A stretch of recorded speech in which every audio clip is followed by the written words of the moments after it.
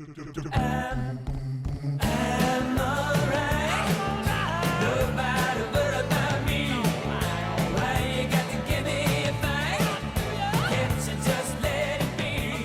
back to Birdies, Bogeys, Bushwood.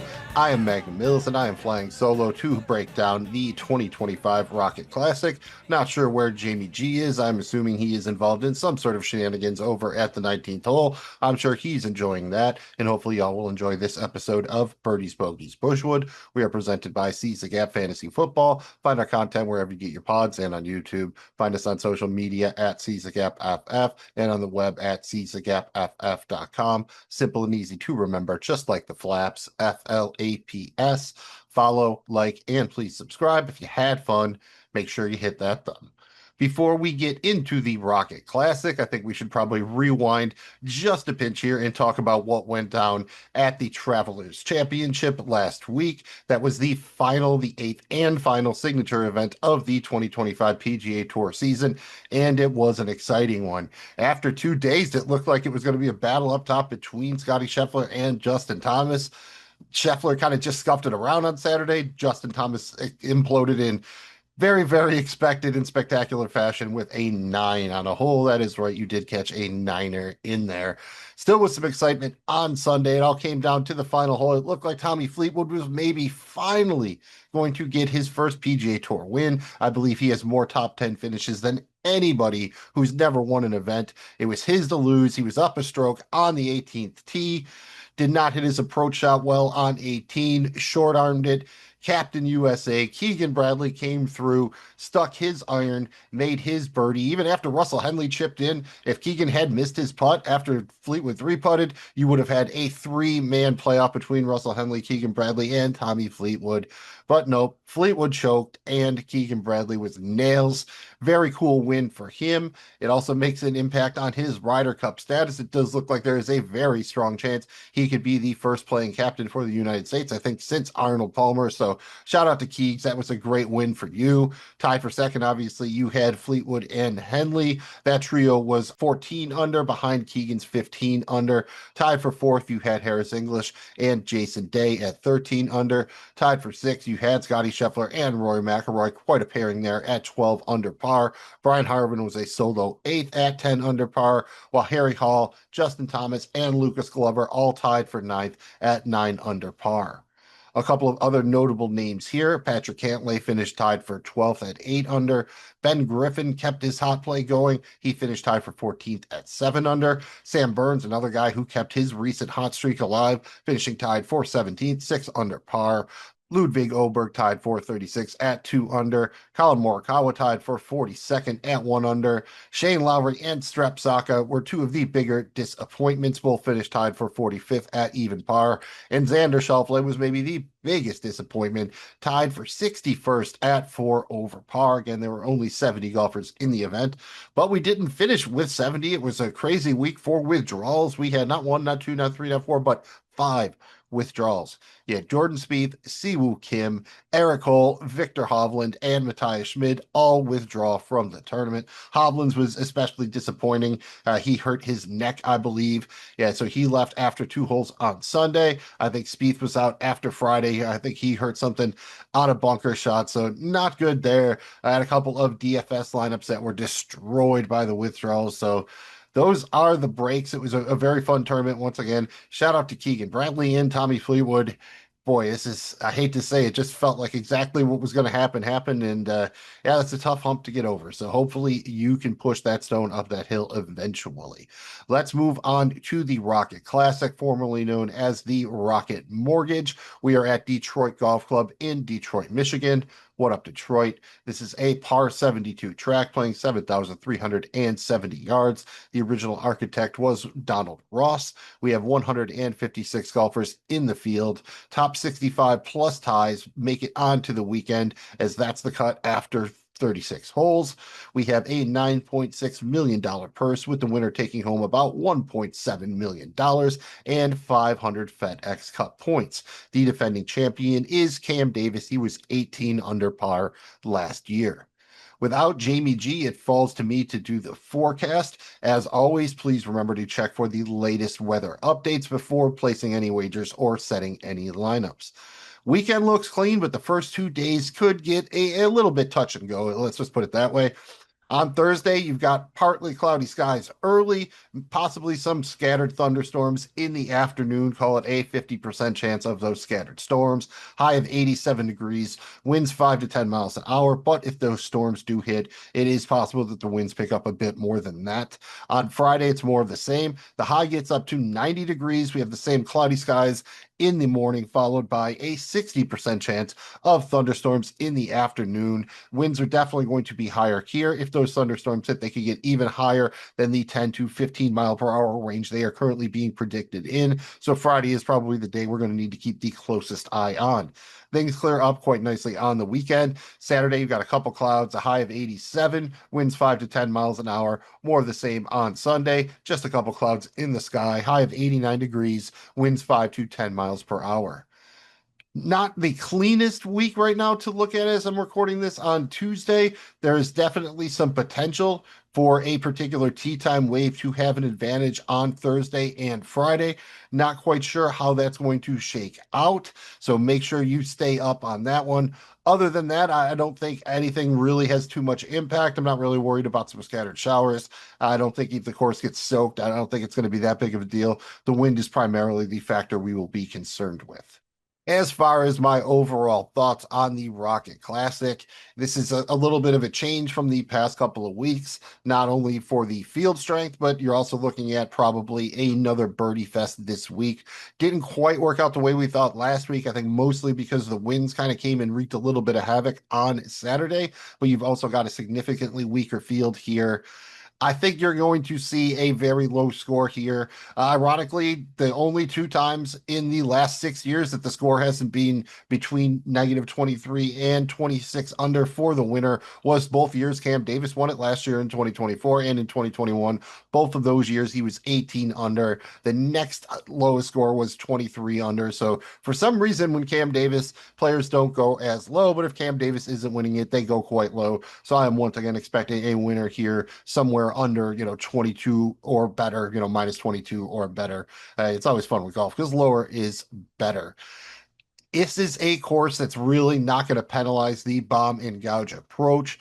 The greens are fairly easy to hold. The rough is not terribly penal. There are not a lot of hazards or bunkers here, so distance off the tee is certainly going to be an advantage. It is most definitely a second shot golf course. Not a place that I'm putting a ton of stock into course history on.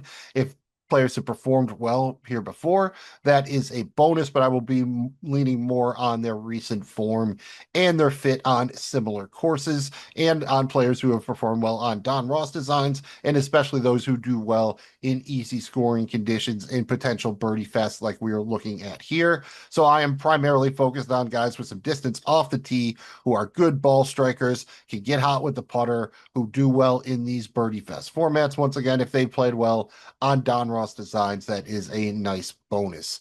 I am probably going to be pretty careful with Keegan Bradley this week. He's expensive. He's going to catch some ownership, and I just don't know where his head's going to be at coming off of that huge win last week.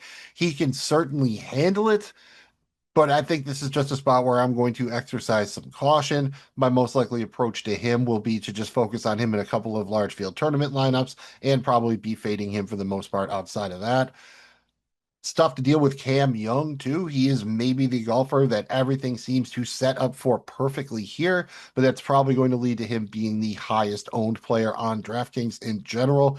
I like it here. You can see the potential. It's quite obvious, but he's another player that I'm going to exercise some caution in. If nothing else, I'm not going to be going all in on him. And we kind of right in that range. It's tough to really get everybody you want in the 9K range in there across your lineups this week. Harry Hall is probably the guy that I'd like to get in my lineup more, that I have not been able to do so at this point from the lineups I've made thus far through Tuesday. So just kind of some light talking points here as we transition into our DFS talk. We are going to be focusing on DraftKings. Not a bad week last week, but once again, kind of a mixed bag because we were heavy on Shane Lowry and he did not come through for us, finishing tied for 45th, but we are on Russell Henley and Brian Harman, so that mitigated the damage, at least to a certain degree. But that was last week. This is this week. We need to do better with our top five DraftKings plays for the Rocket Classic. From the bottom to the top, at number five, we have the defending champion, Cam Davis, $7,400 on DK, projecting for about 7% ownership, plus 8,000 to win the tournament, according to the DK Sportsbook. The model is definitely not liking him. He came in 122nd in the model, but he is the course horse here. Last 4 years, he has finished first, 17th, 14th, and first here. So yeah, he likes it in Detroit. Nothing in his current form points to success here, but I went back through his results the last 4 years, and leading up to this event, he did not really have any form, so to speak, of either. So it doesn't really matter here. I am just going to go with it. 7,400 and 7% seems like a nice blend of price and ownership here for a guy with this kind of track record in a weaker field. This just seems to be a course that suits him. And even though the model didn't necessarily like him, he did finish 24th on strokes gained on the similar and correlated courses, and first on my custom Donald Ross design metric. So you can see why he has had success here over the past 4 years. Hopefully he can keep it up this week. At number four, we're going with one of the young bulls, Luke Clanton at 9K flat, projecting for about 16% ownership, plus 4,000 to win. It is a small sample size with him, but he did come in number one in our model, finished 10th here last year, so the numbers seem to be lining up for him. Again, has not played a ton this season, has been a bit inconsistent when he does so, but finished tied for 34th last week in a loaded field, so he seems to at least be trending in the right direction, has the combination of ball striking and putting that I am looking for here. He finished no worse than 19th in any category in my model. Again, small sample size, but I'm looking for ceiling this week, and he has it in spades. I don't know if he makes my final cash game lineup, but I am going to have a ton of exposure to him in all tournament formats. At number three, going with Rico Hoey, 7,300, projecting for about 8% ownership, plus 8,000 to win the tournament. Came in ninth in the model, finished tied for sixth here last year, so we like both of those things. Came in second in strokes gained off the tee, 17th in opportunities game, and 27th in strokes gained on these easy courses, easy scoring conditions. He has had success on Donald Ross designs. Just feels like this could be a nice breakout spot for him. Again, you have to love the blend of price and ownership, 7,300, 8%, staying under that double-digit benchmark. So a lot to like with Uncle Rico this week.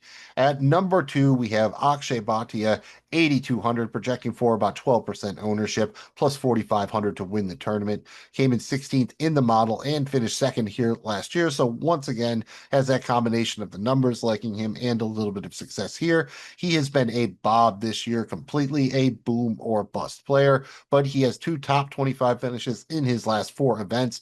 The only miscut in there was at the US Open, so not holding that against him. Once again, he has the combination of ball striking and putting that I am looking for here. Ninth in opportunities gained, 14th on strokes gained on these easy courses, easy scoring conditions. Another guy who's probably going to be right on the edge of my final cash game lineup. I think he probably makes it in there, but either way, I'm going to definitely be way over the field, this 12% in my tournament lineups. At number one, it's a hot week. Wally's going to point it out to you. Your nosy neighbor, Wally, always points out the hot one. And you know what? We are just going to stick with the hot one. Ben Griffin up to $9,800, still projecting for 23% ownership, plus 2,200 to win the tournament. Came in third in the model. The dude is on fire. There's no other way around it. He has finished no worse than tied for fourth in his last five events. That includes a win and top 10 finishes in two majors. So yeah, he is playing very, very well. Finished 31st, 33rd here the last 2 years. So at least he's had a little bit of success here. Not really a determining factor, just another thing to like. Checks almost every box I am looking for, with the exception of his putter, but he has found a way to make it work recently. So nothing that I am going to hold against him here. third in strokes gained approach, fourth in strokes gained on par fives, second in strokes gained on these easy courses, easy conditions, fifth in strokes gained on these similar and correlated courses. He's had success on Don Ross designs. Despite the ownership, everything is pointing to another big week for Mr. Griffin.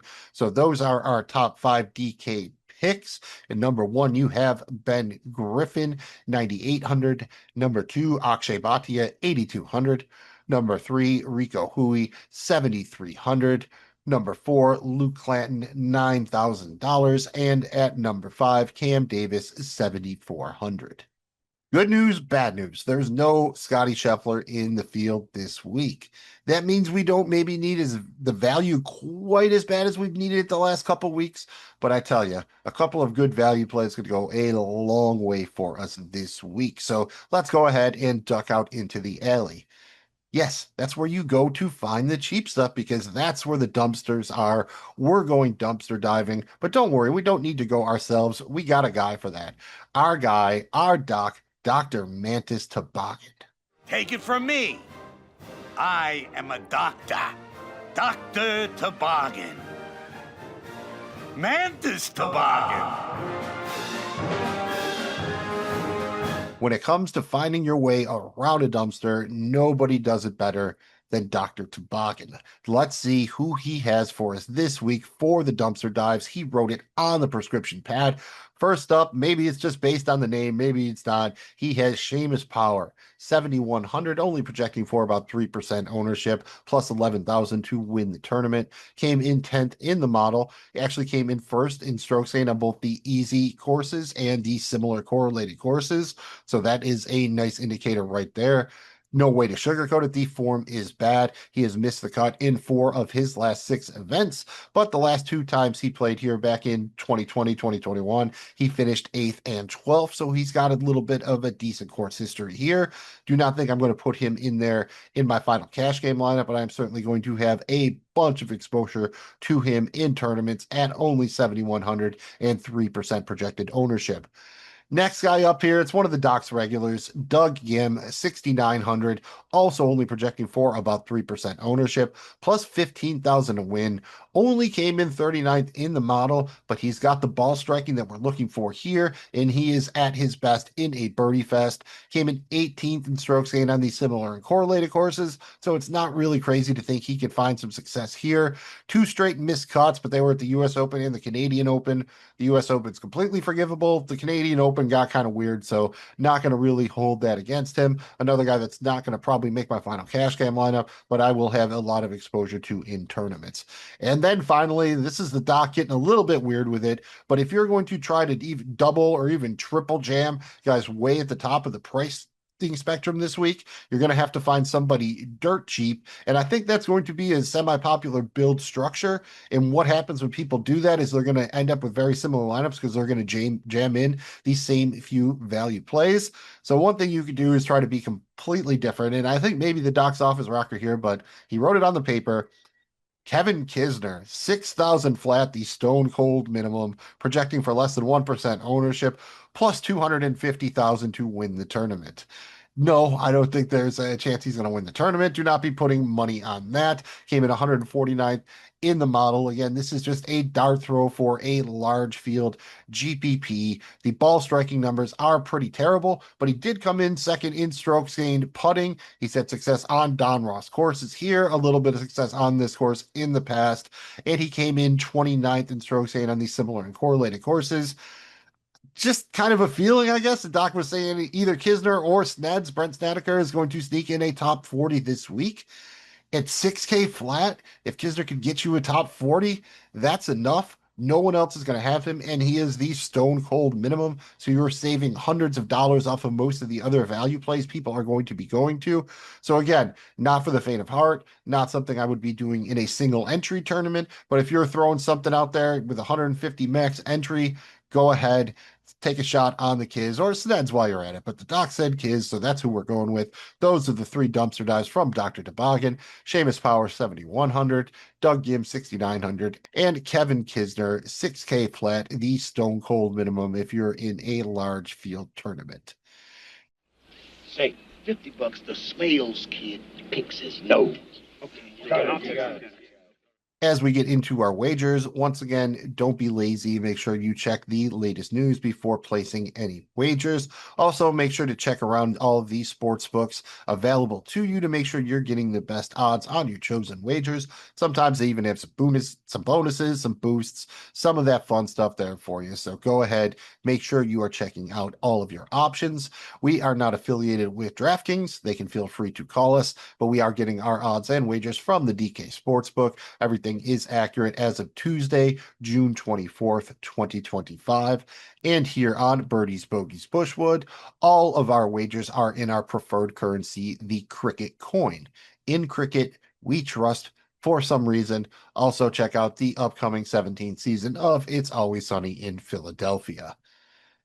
Everything wasn't completely sunny for us last week. Let's get into it with our weekly wagers here. These are generally finishing position wagers, make the cut wagers, those sorts of things.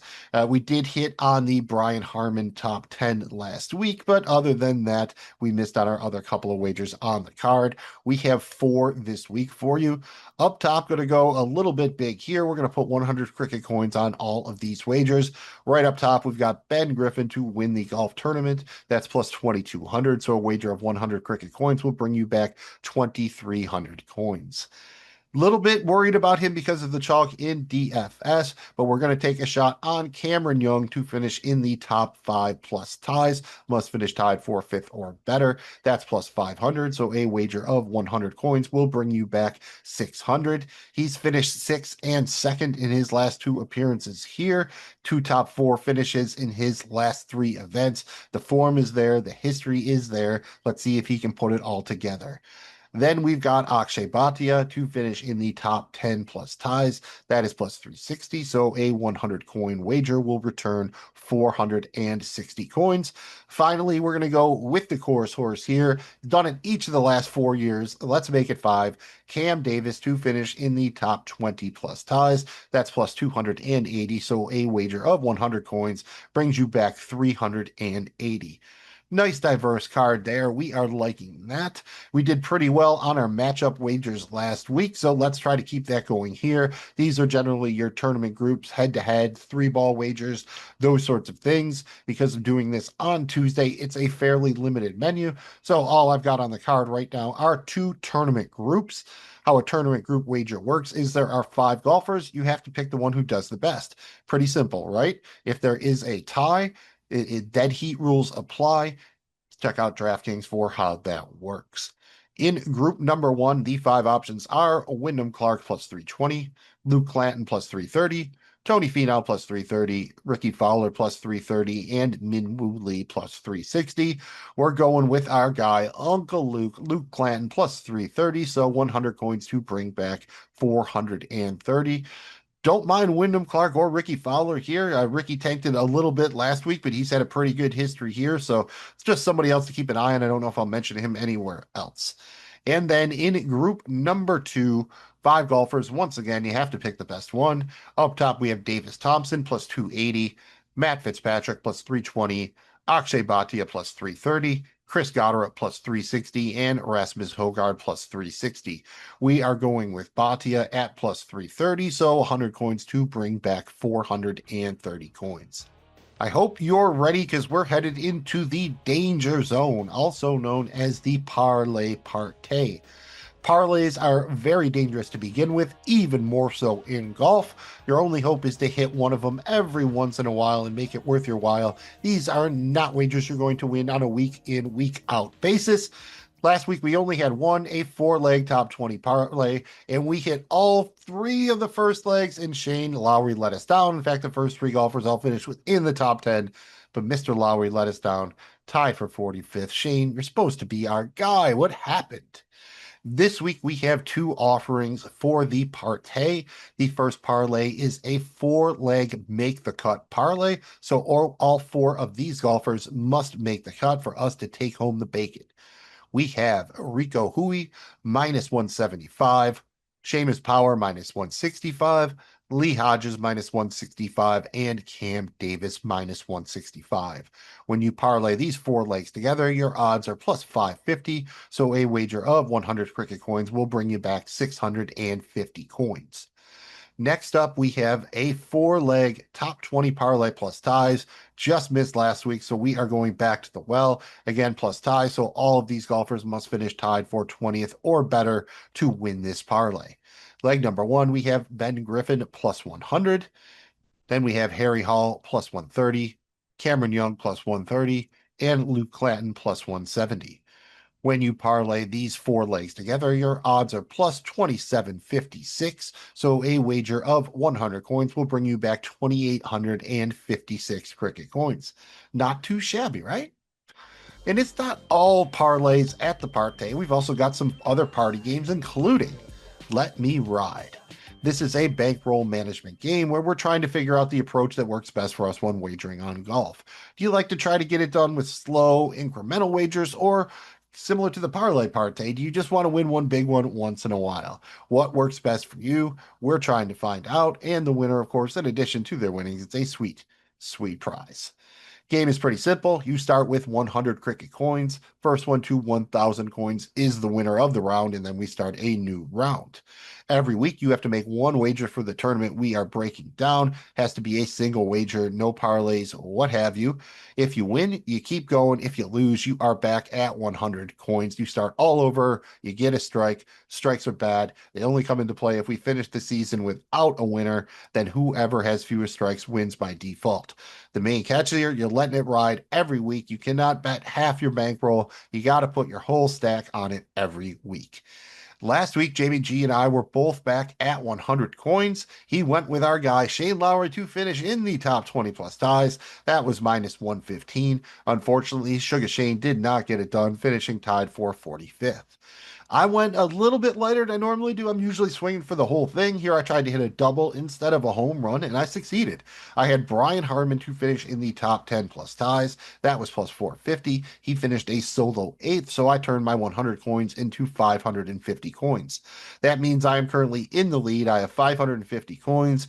10 strikes. This is my first win in a row, and I won the first round. This is round 2. Jamie G is trailing behind here. He has 100 cricket coins, 7 strikes, 0 wins in a row, and he has won 0 rounds. Since I am in first here, I wrote it on the paper. I have Jamie G's pick. He's not going to love it, but them's the breaks when you have to hang out at the 19th hole after hours. I'm going with Ben Griffin to finish in the top 20 plus ties. That is plus 100. So 550 coins will bring me back 1,100 coins. And that's enough to give me the victory if it happens. And Jamie G is drawing dead here. He sent me his wager, and it's 100 coins on Ben Griffin to finish in the top 20 plus ties. 100 coins to bring back 200. So if he wins, I win.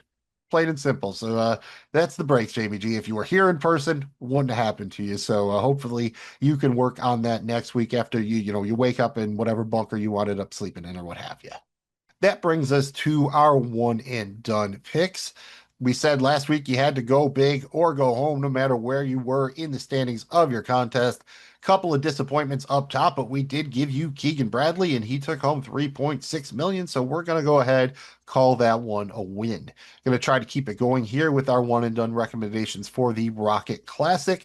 Going to try to break them into sections for you. Starting with, if you are near the top of your contest, you're going to be playing a little bit more defense here. You don't have to worry about ownership. So right up top, if you're doing well in your contest, you're in the top third, let's say, somewhere in there or better. Don't be afraid to roll Ben Griffin this week, plus 2,200 to win. The form is there. He's had a little bit of decent history here.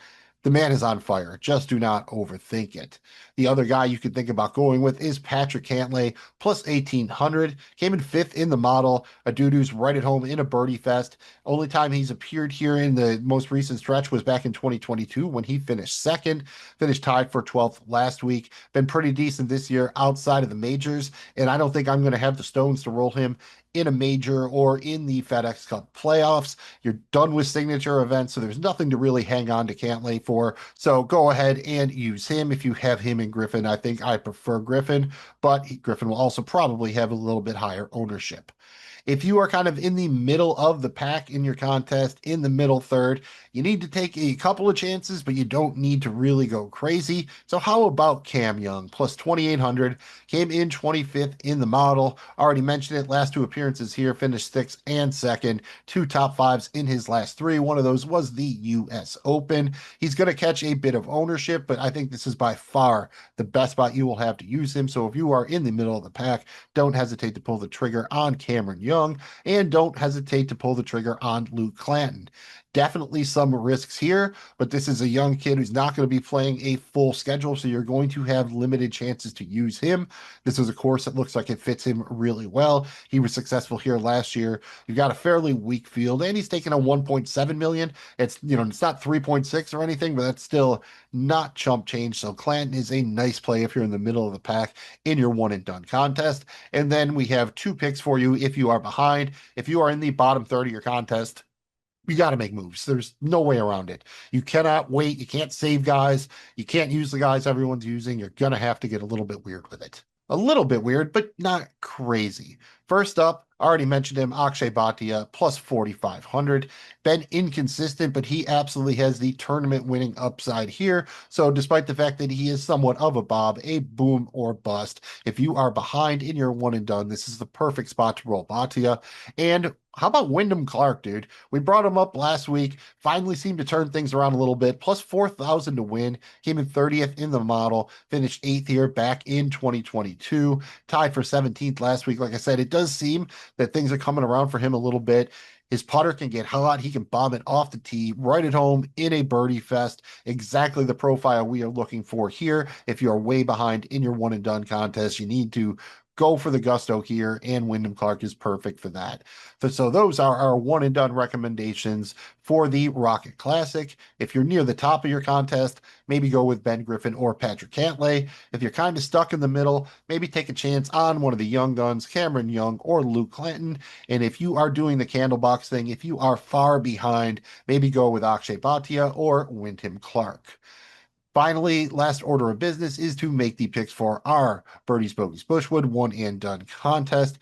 Last week, Jamie G went with the shortest odds he had left. He'd used a lot of the top guys. He likes to eat the chalk. He went with Victor Hovland, who was doing okay, but unfortunately, he withdrew after 2 holes on Sunday. So he got $0 for Jamie G. That sucks, dude. It's a no-cut event, a signature event, $20 million person. Somehow you bring home 0. That's not cool. You know what's also not cool? When the guy you pick gets a 9 on a hole. I get 9s on holes, not professional golfers, but if someone in that field was going to get a 9, my first bet probably would have been Justin Thomas. So that's what happened. I took Justin Thomas, finished tied for 9th, even with a 9 on his card on Saturday. Brought home 540K for me. Not terrible, but not what I needed because Jamie G is still in the lead by about $1 million. He's got a little bit over 5.7 million. I have a little bit over 4.7 million. So I made up some ground there, but I am definitely behind. Jamie G sent me his pick. Once again, he is going to eat the chalk, and he is saying Captain America is going to do it back to back. He's going with Keegan Bradley plus 1,600 to win. That's the shortest option he has available. It's not a bad system. He beat me last year. He's ahead of me right now. So where am I to talk trash about it? I'm going to take a little bit of a chance here. I already have used Griffin and Cantlay, so I can't go to them. I am going to use Luke Clanton. It was kind of a coin flip between him and Cam Young, but considering Clanton plays a limited schedule, there's at least a chance maybe I could use Young somewhere else where I don't know that I will get to Clanton otherwise. So going with Luke Clanton this week. And I think that about does it for the Rocket Classic. We will be back next week for the John Deere Classic, biding our time a little bit until we cross over the sea for the Open Championship and the Scottish Open. That will be here before you know it because we're already broaching July. We are right there. It's crazy. Thanks for coming along for the ride with Birdies, Bogeys, Bushwood. Once again, we are presented by Seize the Gap Fantasy Football. Find us wherever you get your pods and on YouTube, on social media at Seize the Gap FF, on the web at seizethegapff.com. Simple and easy to remember, just like those flaps, FLAPS. Very crucial to our success. Follow, like, and please subscribe. If you had fun, please hit that thumb. I'm Magnum Mills. Jamie G is out there somewhere. If you see him asleep in a bunker, Don't worry, don't poke him with a stick or anything. The sprinklers will wake him up in the morning. We'll see you at the 19th hole. If you're playing this week, hit him well. Otherwise, stay inside, stay cool. It is going to be a hot one. Good luck this week.